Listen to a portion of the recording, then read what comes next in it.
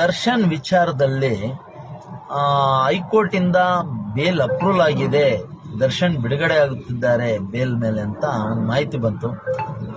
ತದನಂತರ ಇಷ್ಟು ಯಾವ ರೀತಿ ಇತ್ತು ಅಂದರೆ, ಒಂದು ಸುಪ್ರೀಂ ಕೋರ್ಟಿಂದ ಒಂದು ಆದೇಶ ಬರುತ್ತೆ,